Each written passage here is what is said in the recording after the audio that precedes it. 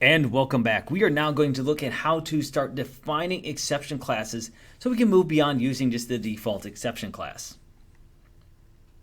The very first thing we're going to look at, though, is the constructors for our own exception classes. When you're defining an exception class, the constructors are the most important members of that class.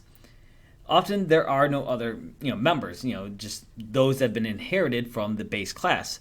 So we're going to, for example, define a division by zero exception class in which whose only members are going to be a no R constructor and a constructor with one string parameter. In most cases, for a exception class that you're going to create, these two constructors are all that exception class definition are going to contain. Now, the class does inherit all the methods of the class exception because it is technically derived. So our class division by zero exception will inherit the get message, which of course just returns a string message. So when we want to do our call to that constructor, if we look at the no R constructor, the string message is set with the following, which is the first line of the no R constructor definition. We would say super division by zero, and so that is the string argument that's just being passed in. This, of course, if you notice it's a super constructor, means that it is being called to the constructor of the base class exception. Now, when you pass a string to the constructor of the class exception, it sets the value of a string instance variable that can later be recovered with the call getMessage. The method getMessage is just an accessor method of the class exception, so it's nothing really spectacular about it. The class that we are going to work on, division by zero exception, inherits this string instance variable as well as the accessor method getMessage because, again, remember, it is a derived class. So here's the first tip for us when we start looking at making our own exception classes, and that's to preserve getMessage. For all predefined exception classes, so any ones that are like, for example, in the Java libraries, getMessage will return the string that is passed as an argument to the constructor, or will return a default string if no argument is used with it. So, for example, if the exception thrown is as follows, throw a new exception, wow, this is exceptional, then wow, this is exceptional is used as the value of the string instance variable of that object created. If we call that object, let's say E, as we've seen before, exception E, the method invocation e.getMessage returns, wow, this is exceptional. You want to make sure, therefore, we preserve the same kind of behavior in the exception classes that we define. Now, preserving getMessage, as we've already talked about, is very important. So let's say we define another exception class. Let's call it negative number exception. Well, we want to make sure that we have that constructor with also a string parameter. We already talked about no arg parameter, but we also want to have a string parameter that begins with the call to super as illustrated by the following. Public negative number exception string message, super message. The call to super, of course, is a call to the constructor, again, of the base class. If the base class constructor handles the message correctly, then so will class defined in the same way. So, talking about that no arg constructor for a second, you should also include that no arg constructor in each exception class that you create. The no arg constructor should set a default value to be retrieved by getMessage. So the constructor should begin with a call first, of course, as we said, to super, as illustrated by the following. Public negative number exception, super negative number exception. If getMessage works, as we just have described so far for our base class, which is exception, then this sort of no arg constructor will work correctly for the new exception class being defined. Now, the exception objects have certain characteristics to them. The two most important things to note is that the type, which is the exception class, and a message that carries to the instance variable type string.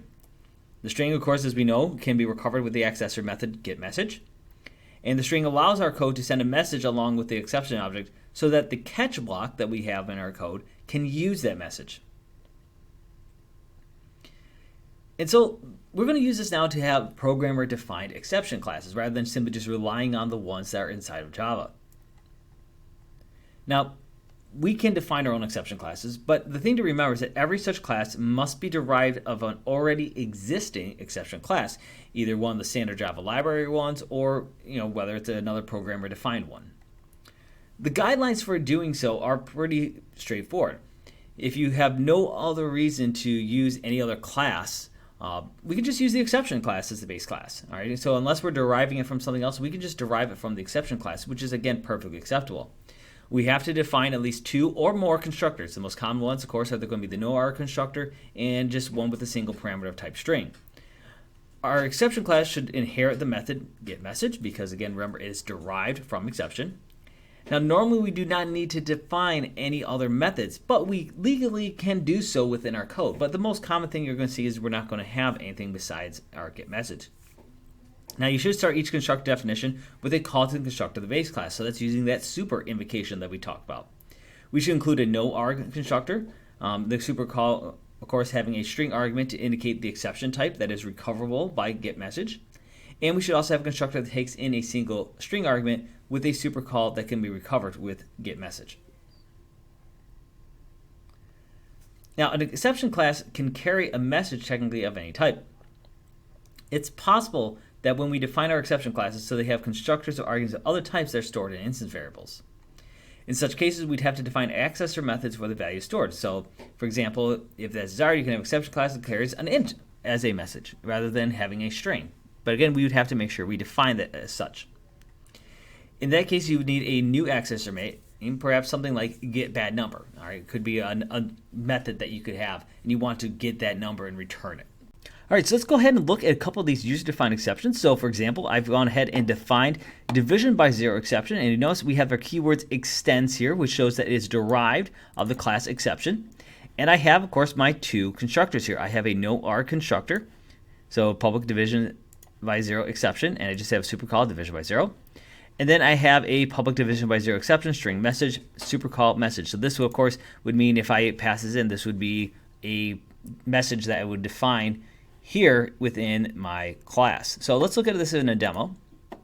And in here we have a class that's going to go ahead and try to get a numerator and denominator. So it's going to try to pretty much do a simple division operation. And it says, hey, if the denominator is 0, I want to throw an exception. Okay, so we look at here, it says throw new division by 0 exception, which means then that is going to be caught here. So here's our division by 0 exception E. And then it's going to print out that message, which, of course, if you're using getMessage here, this, of course, is going to probably return a no arg. And then we could call the method second chance. And then, of course, you see second chance will then work through and try to get a fresh set of inputs. So, again, this is a quick example of using an exception, but we also talked about using that bad number exception, so I have that one here as well. And with this one, you can see where we can start defining other methods. So, for example, I have this private int bad number. I have public bad number exception int number. And you notice this is not a string type here. All right, even though it still extends exception, this is not something that is, we would have otherwise. This is our no arg right here that we would expect. Here's our string one. But we also, of course, have a integer one. So you can, of course, define other types. And if we look public int bad number, of course, this is just a integer that is, being returned. So this is, of course, a accessor method that we can use. Because remember, getMessage is something that is inside of the exception class, but there is no, way for us to get bad number otherwise. So we have to create this getBadNumber that we can use. And if we look at that in a demo code here, all right, we go ahead and say like, hey, we're going to throw this bad number exception here. All right, cool. So then we catch it and we look and we say, hey, sysval put line e dot get bad number is not what I asked for. So this, of course, is using the accessor method that we defined here in our exception here. So it's a great way for us to get more information than simply just returning a string that says like, hey, this is an exception. What do you want me to do with this? Again, we can, of course, start defining these exception classes to have much more things than simply just, a no arg and a string constructor. So the biggest thing to remember, if you start defining other types here, for example, like an integer, you have to make sure you have the appropriate accessor methods to be able to have those